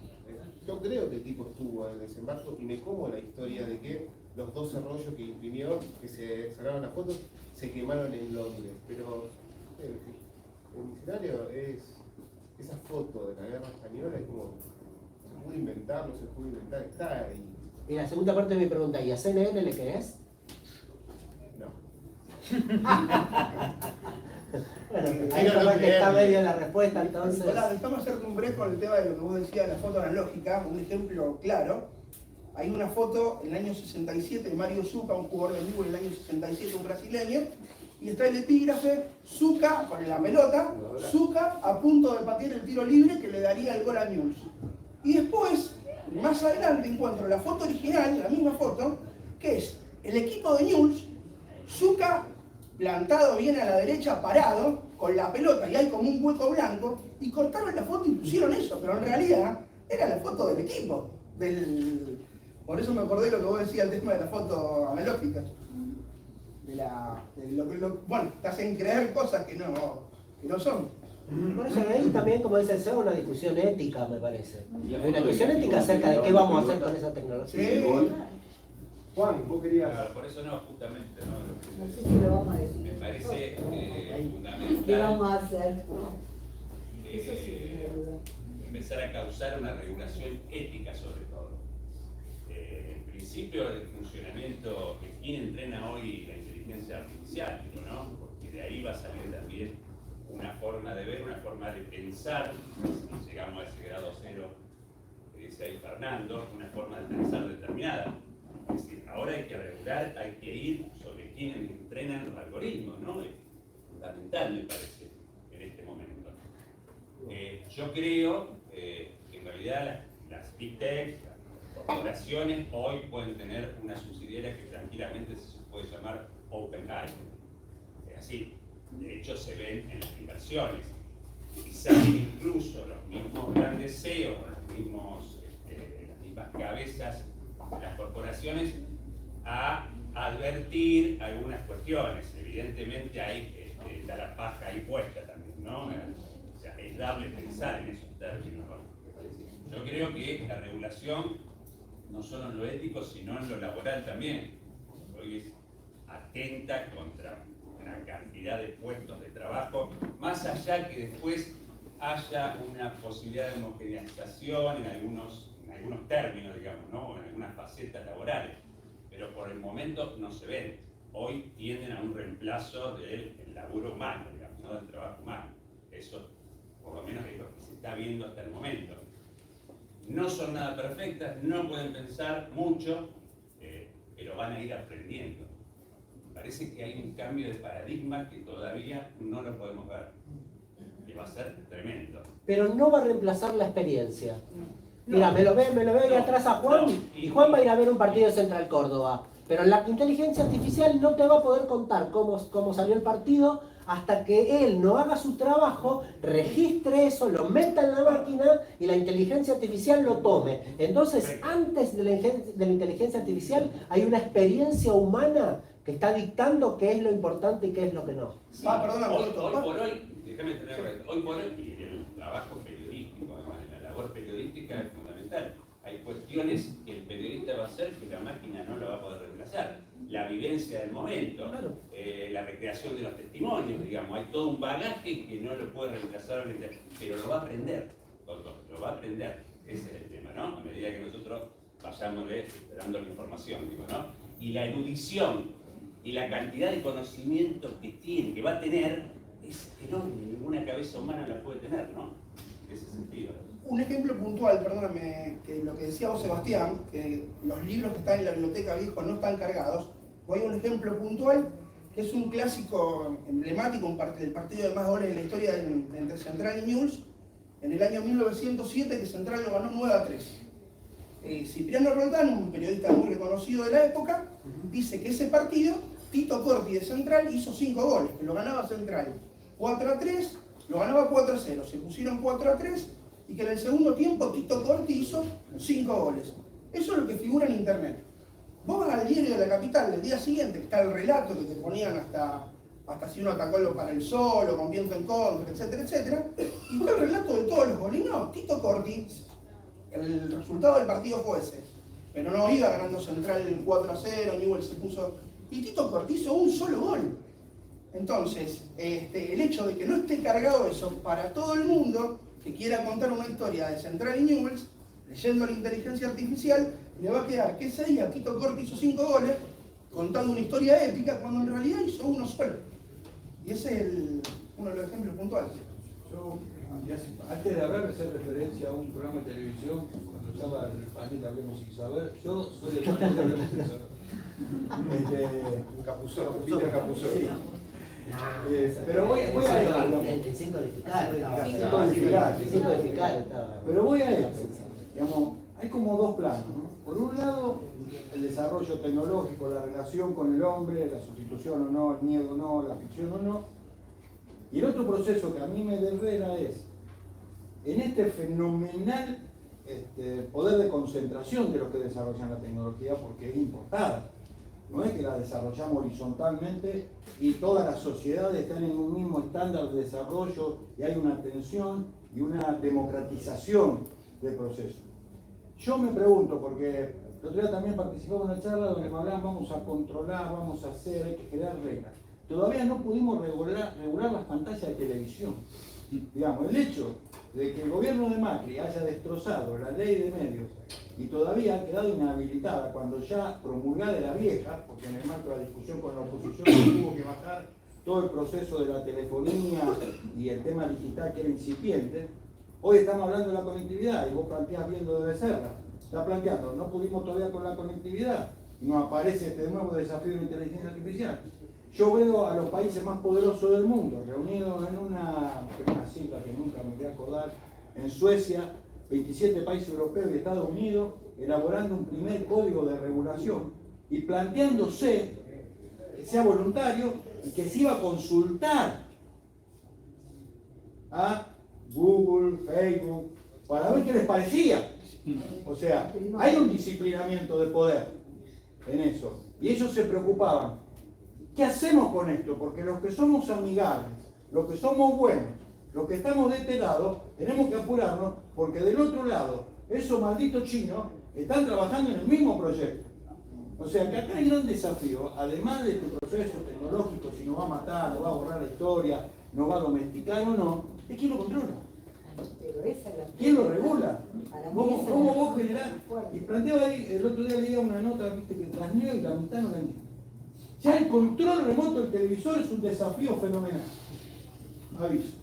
Pero digo, leí una nota en Le Monde Diplomatique donde planteaba la fuerte inversión del gobierno estadounidense de Biden en Silicon Valley de millonadas de dólares, porque dice, muchachos, esto de que la tecnología nace en un garage es mentira. Es un mito, digamos. Es plata, plata, plata, plata. Y el mismo tipo planteaba, el analista, decía, bueno, a diferencia del proceso industrial, que la inversión generó grandes puestos de trabajo por la explosión de mercado, acá ni ellos mismos creen que esto pueda generar procesos de gran mano de obra, porque la tecnología ocupa muy pocos puestos de trabajo, es hiper especializada y crea una casta de reguladores y de regulados, donde hay muy pocos que definen los sesgos de esos programas, que definen las respuestas. Si yo a la máquina la cargo con los programas que decido, donde todos son blancos, rubios, bonitos y trabajadores, cuando le pregunta ¿qué hay que hacer con los negros? Te puede contestar matarlo.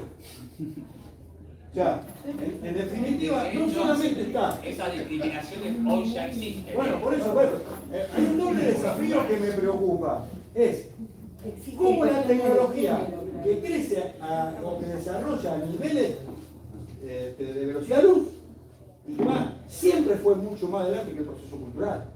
Siempre el proceso de desarrollo cultural, de adaptación, siempre fue atrás de los procesos de inversión económica y tecnológica. Yo siempre estoy peleando contra lo que me quieren imponer. Digamos, los artesanos. Para que un artesano fuera una fábrica, había que declararlo loco. La ley contra el gaucho. El otro día vi un documental en un encuentro muy bueno. La ley del borracho mal entretenido, porque el gaucho dice, ¿por qué voy al ejército o a laburar para un hacendado? Yo como. Mato una vaca como. Me hago un rancho de adobe y paja, vivo feliz, salgo cuando quiero, voy a boliche a bailar cuando se me canta la gana y escucho la música que me conviene. ¿Para qué voy a laburar para este oligarca de puta ganadero que me explota, me caga patada o me manda a luchar al ejército para que yo conquiste tierra para el tipo? Entonces, todos esos procesos de dominación van acompañados con informes médicos que dicen lo bueno que ir a laburar en una fábrica y no ser artesano. En aquel momento los ingleses tenían leyes que decían que si vos no laburabas, te enfermas. Y te enterraban en un psiquiátrico. O sea, esto no es distinto. Esto es que el laburo dignifica. Las sociedades están sí, nunca lo adopté. Escala de valores. Nunca lo adopté, pero digo. Bueno, eso es una justificación. Bueno, nunca lo adopté, pero digo. Por eso somos periodistas. Exactamente. ¿Cómo vos lográs? ¿Cómo vos lográs? ¿Qué? 40% de pobres en la Argentina. Con estos procesos tecnológicos que no controlamos, que definen nuestras inserciones geopolíticas, hacen a construir poder popular. Y el poder popular es dificilísimo. Porque además cada uno construye en su feudo, nos peleamos por huevada y evidentemente la unidad es muy difícil.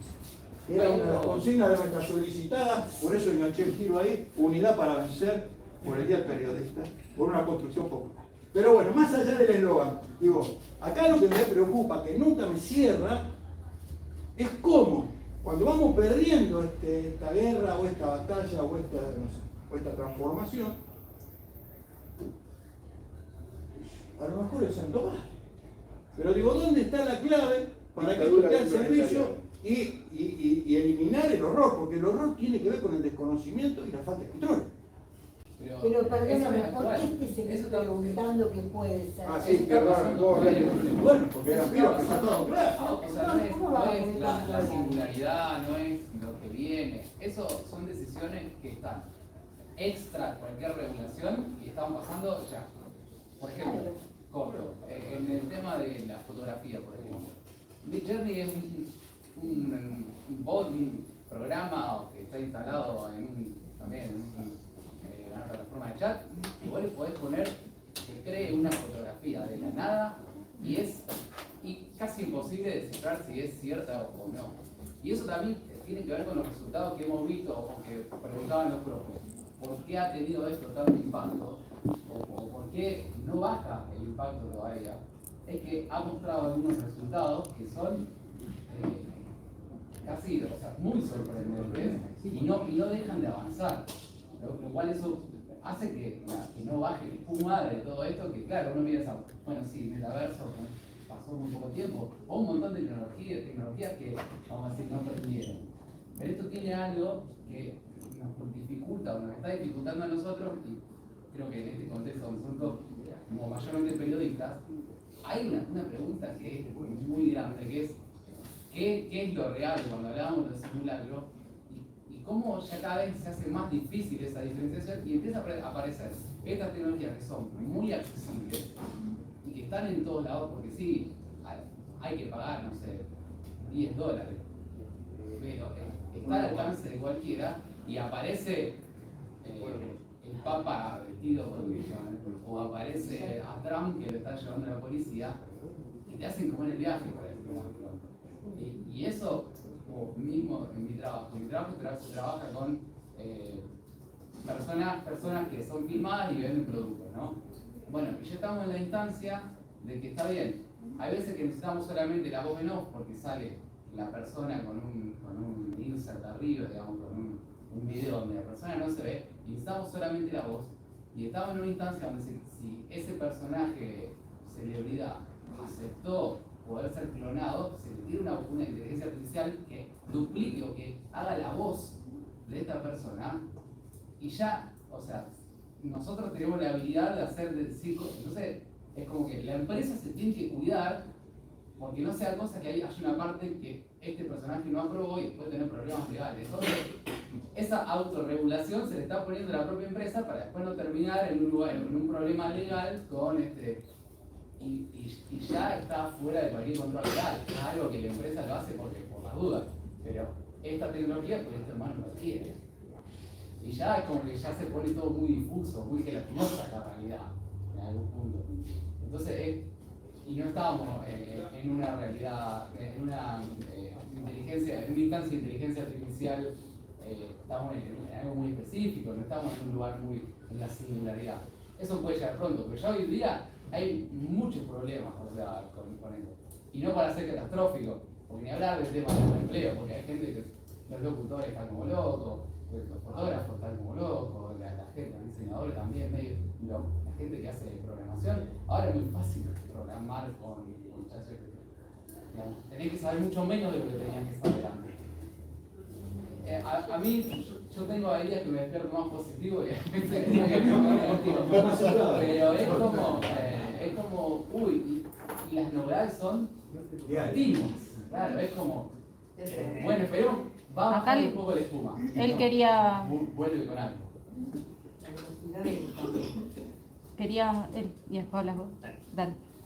Y yo le quería hacer una pregunta a los visitantes, a ver cuál es su opinión, porque es una duda que yo tenía de antes. La escribí para preguntársela porque para que quede un poquito más acomodado, así que voy a tardar un rato.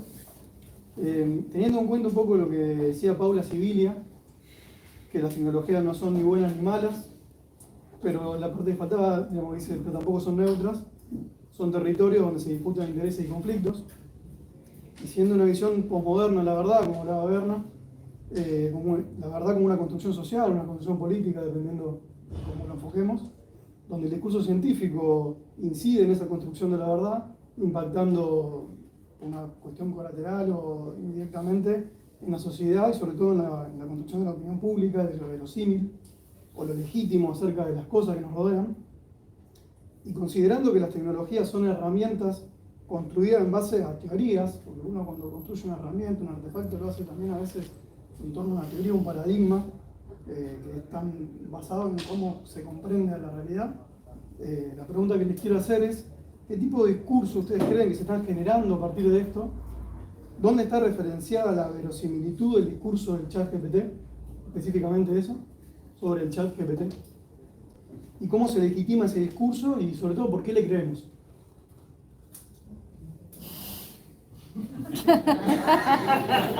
Yo tengo una respuesta así, cabal, con respecto a la cuestión de cómo, eso que vos preguntaste del cómo, o del estilo, o de por qué le creemos.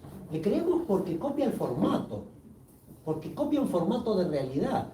Porque si, por ejemplo, vos crees que una noticia debe estar escrita de determinada manera, el programa te copia el formato. Ahora bien, ¿por qué le creemos? Porque el formato es el mismo. Lo que deberíamos empezar a dudar es sobre el contenido de ese formato. Como en la taberna de Platón, veíamos sombras, no eran los objetos, eran las sombras. Por eso, vos le pedís una cosa al chat y el chat te contesta. Ahora bien, después vos verás si eso... ¿Vieron el ejemplo este de que, bueno, ahora en realidad le podés pedir al chat que te haga una dieta para una familia de 4 personas, baja en carbohidratos?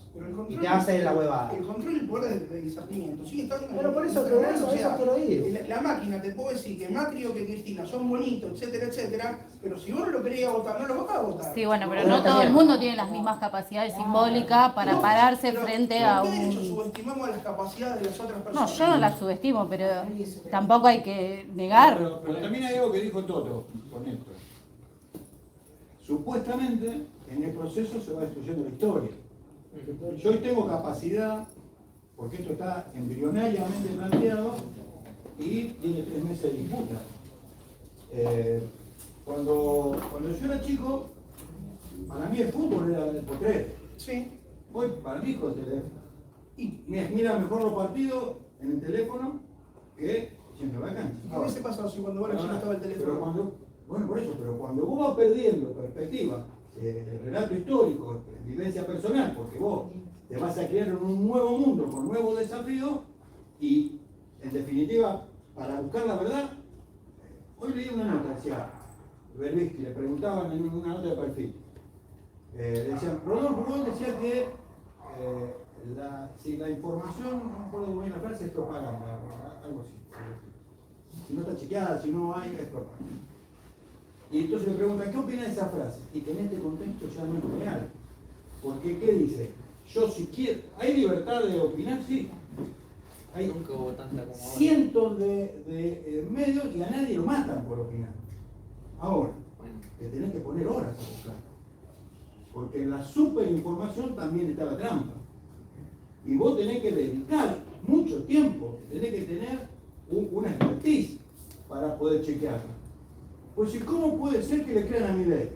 Muchachos, en mi época de estudiante, salía un personaje como Milei, hablaba 2 minutos, todos se paraban, se iban y jamás hubiera sumado voluntades. Y hoy sí, porque es un producto televisivo que explota una realidad que el poder le interesa. Entonces está construido en función de cientos y cientos y cientos de reportajes. Tan es así que el otro día No Varese se planteó si ellos no eran cómplices de la construcción de un monstruo. En un debate con Majul, que Majul le decía, usted no escuchamos lo que quiere. Y él decía, pero no, estamos locos, estamos anulando un monstruo. Entonces, tío, vos tenés un bagaje de conocimiento, de experiencia, qué sé yo. Si eso se va borrando. Él dijo, claro. Ya, pero tampoco todas las personas tienen el mismo No, bueno, no. bagaje. Pero pongámosle que no está con el democratizado tiempo, ese bagaje. con el tiempo, hay una nueva toma de experiencia donde ¿cuántos miran el canal Encuentro y cuántos miran las preguntas de... Al fin y al cabo, esos monstruos los construimos nosotros con el control remoto. Entonces tenemos que acercarnos. Bueno, tenemos que ser la responsables. cancha de Ñuble está en el Parque Independencia. El Museo Castanino está igual. Sí. ¿Cuánta gente va a la cancha de León? ¿Cuánta gente va al Museo Castanino? Depende del gusto de cada uno. No, ¿cuánta? Volumen. Bueno. Hay 1 millón de 40.000 rosarinos. contra 15. Bueno, entonces hay una experiencia histórica fenomenal en el Museo Castanino. Ahora, si vos le preguntás quién hizo el gol del libro, no sabemos, le preguntás a los jugadores del Castanino y la gente no sabe cuáles son. Entonces, quiero decir que también el gusto se forma, las experiencias se forman, Y no es solamente hoy. O sea, a lo mejor yo me siento revelar mi edad. Yo iba a tomar el té, a mirar los dibujitos de la casa de un chico a 4 cuadras de mi casa. No teníamos televisión. O sea, era una experiencia, ni buena ni mala, era una experiencia. Basada sobre otros estímulos, sobre otras realidades. Como todo el tiempo pasado fue mejor, los viejos nostálgicos somos así, nos cuesta entender otra realidad. Pero la realidad de mi hijo es totalmente distinta. Como bien plantean, vos ves las imágenes, y yo trato de pelear para que mi hijo deje el teléfono en el almuerzo, en la cena, después de ver las imágenes, está muy bien. Entonces, ahora tengo una explicación teórica para justificarme, eso me da una tranquilidad enorme. Entonces, vos construís un nuevo sujeto en el oficio de periodista. ¿Cuál es el desafío de este gremio? Los miro a todos ustedes que algún día van a ser afiliados, carajo, espero que paguen. Mantener la fuente de trabajo. Porque yo voy a seguir siendo secretario general. Entonces, ¿cuál es el gran desafío de este gremio? Mantener la fuente de trabajo. Lo hablé con todos. ¿Cuál es el desafío? Construir el nuevo sujeto de representación. Construir el nuevo sujeto de representación de la actividad. El periodista que yo conocí cuando entré a la capital tiene poco que ver con esto. Lo que sí tiene que ver es la búsqueda de la verdad, chequeo la fuente. Pero la forma del proceso, fíjate esta dicotomía. Yo represento a un movilero que hace 30 años que trabaja. La empresa quiere que saque foto, el tipo me dice, no me pagan ni en pedo. Y claro, no me pagan ni en pedo. Toman un pibe de 20 años, saca fotos, filma, graba, edita en las redes, en la web por la misma plata, o menos. O sea, entonces, ahí, bueno, mira, se me pasa. Sumate el tablón. Es un gran desafío, por eso digo, no podemos tampoco analizar el futuro de esta tecnología con nuestra experiencia, porque hay un contrasentido. Por eso el gran desafío es quién regula este proceso, para darle tiempo a la humanidad a acomodarse. Bien rápido. Y claro, y el otro tema es, por lo que contaste de Suecia, no están pudiendo. no están pudiendo. No están pudiendo. Yo tengo un amigo, ¿cómo se llamaba el compañero este de DIN que siempre? Él Glavaca, un gran compañero, un tipo bárbaro, insiste en lograr que me intelectualice. Me regala el libro, digo, pero él hubiera empezado mucho tiempo antes, hijo de puta, tengo 68, pero me empezó a regalar el libro ahora. No, pero me dice, no, insiste, insisto, me regaló un libro de inteligencia artificial que debe ser el 2001, donde cuenta lo que vos decís. Este proceso viene de lejos, desde los televisores que en vez de ser mirado miran y construyen una imagen de las reacciones que tiene el telespectador frente a la novela, entonces después industrializa la sensación y crea productos de novela iguales para que a todos les gusten. O sea, cuenta un montón de datos concretos que cuenta Google, donde te ubica, cuando vos te pones en el auto, vos perdés capacidad mental ya para ubicarte, porque bueno, no sé. Sí, porque te perdés. Sí, no sé. Sujeto social. Estamos en peligro. Él quería. Estamos en peligro. No, yo lo que quería aportar también tiene que ver con esto que justo sumaste vos, que me parece que es un poco más valioso lo que vos decís, pero entre lo que dice Juan y acá el compañero que no me acuerdo el nombre, perdón, y Maxi, y lo que dice Sebastián, hay un intermedio que un poco define cuál es la situación de los trabajadores desde que el mundo es mundo y que todo junto se quiere separar y separar se quiere todo junto. Que es que cuando nosotros planteamos una situación confrontada con una nueva tecnología o con una nueva situación que cambia las estructuras laborales, siempre lo que se plantea es, bueno, ¿cómo hacemos para que no nos sigan cagando? Y nos cagan igual. Pero lo que pasa en el medio es, como, no me acuerdo quién dijo, la metáfora del arco que te corre. Vos discutís que la cosa tiene que quedar entre 0 y 10, y viene un tipo y te corre el arco y te dice, no, bueno, vamos a discutir 30. Y entonces vos te terminaste conformando, bueno, está bien, paremos un poco, vamos en 15. Y vos estabas discutiendo entre 0 y 10, y resulta que terminaste en 15, creyendo que encima le ganaste la mitad al otro tipo que vino a discutirte cualquier cosa. Entonces los otros siempre terminan ganando. La síntesis de todo esto es cómo hacemos para que estos nuevos avances, él me va a cagar, pero si yo digo nuevas tecnologías,